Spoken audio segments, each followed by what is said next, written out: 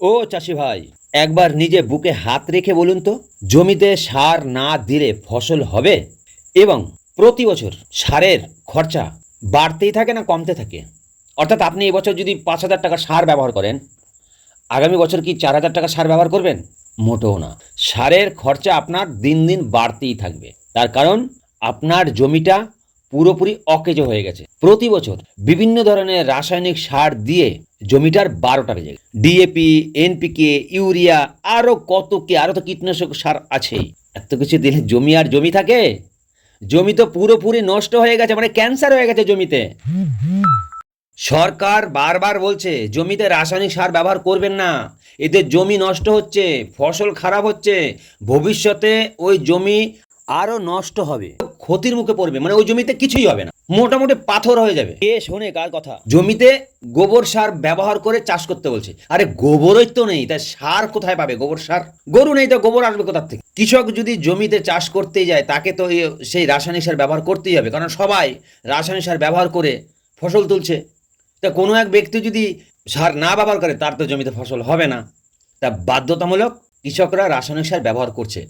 ওই কৃষকের জায়গায় আমি হলে আমিও রাসায়নিক সার ব্যবহার করতাম, কারণ আমার বিকল্প কোনো রাস্তা নেই, গোবরে নেই দুনিয়াতে। দারুণ খবর কৃষক ভাইদের জন্য, একদম দারুণ খবর। ভারতীয়, বিদেশি, এমনকি ইতালীয় বিখ্যাত বিজ্ঞানীরা গবেষণা করে এমন একটা জৈব সার তৈরি করেছে, যেটা গোবরের মতন কাজ করে। 1 কেজি সার দিলে জমি পুরোপুরি উর্বর হবে, 1 বিঘা জমি উর্বর হয়ে যাবে 1 কিলো সার দিলে। অর্থাৎ যেখানে গোবর দিতেন, সেই গোবরের কাজটা এই 1 কেজিতে করবে। অর্থাৎ 1 বিঘা জমিতে 5 টন গোবর লাগলে সেই 5 টন গোবরের কাজটা ওই 1 কিলো এই সারটাই করে দেবে। এটা পুরোটাই জৈব, পুরো অর্গানিক, কোনো রাসায়নিক নেই এর মধ্যে। এই সারটার আরও বিভিন্ন কাজ আছে। এই সারটার নাম হচ্ছে স্টিমুল্যান্ট গ্র্যানুয়েলস। এই স্টিমুল্যান্ট গ্র্যানুয়েলস আরও কি কি কাজ করে পুরোটাই আপনাদের বিস্তারিত বলছি। ন্যানো টেকনোলজিতে এই সারটা তৈরি করা হয়েছে, অর্থাৎ উন্নত পদ্ধতিতে এই সারটা তৈরি করা হয়েছে। আপনার জমির মাটিটাকে পুরোপুরি জৈব মাটিতে পরিণত করে, কঠিন মাটিকে ঝুরঝরে এবং উর্বর করে তোলে, জমির বিষটাকে নষ্ট করে দেয়। ওই যে আগে বললাম জমিতে বিষ আসলো কোথা থেকে, অর্থাৎ অত্যধিক পরিমাণে কীটনাশক, ইউরিয়া, ডিএপি, এনপিকে ব্যবহার করার ফলে জমি একদম অনুর্বর হয়ে গেছে। তার জন্য এই জমিটাকে এই স্টিমুল্যান্ট গ্র্যানুয়েলসটায় পুরোপুরি উর্বর করে তোলে, জৈব মাটিতে পরিণত করে, মাটির পিএইচ ঠিক রাখে, মাটির কোকুন ধ্বংস করে, মাটির মধ্যে যে উপকারী অণুজীব আছে সেগুলোর সংখ্যা বাড়িয়ে তোলে, মাটির ক্ষতিকর প্রাণীকণা বা অণুজীবগুলোকে ধ্বংস করে, মাটিটাকে জো মাটিতে পরিণত করে।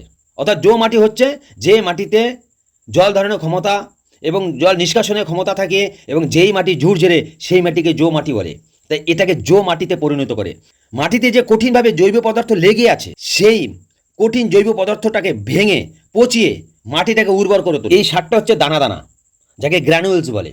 এই গ্র্যানুয়েলসগুলো বা দানাগুলো একটি স্পঞ্জের মতো কাজ করে, যা কিনা শুষ্ক মৌসুমেও ও জলটাকে ধরে রাখে, বর্ষার সময় অতিরিক্ত জলকে আবার অপসারণ করে দেয়। জমিতে কৃষক বন্ধু কেঁচোর পরিমাণ বাড়িয়ে তোলে। 1 বিঘা জমিকে জৈব জমিতে পরিণত করতে 5 টন গোবরের প্রয়োজন। সেই 5 টন গোবর আপনার লাগবে না, মাত্র এই 1 কিলো গ্র্যানুলস দিলে 5 টন গোবরের কাজ করে। দারুণ দারুণ জিনিস, দারুণ জিনিস। একবার ব্যবহার করে দেখুনই না কত সুন্দর আপনার ফসল হয়। অন্নদাতা অন্নদাতা তোমাদেরই অন্নদাতা, মাথার ঘাম পায়ে ফেলে আহার জোগাও চাষি ভাই, নিত্য তোমার পাশে দাঁড়ায় কে যেন হে চাষি ভাই, অন্নদাতা।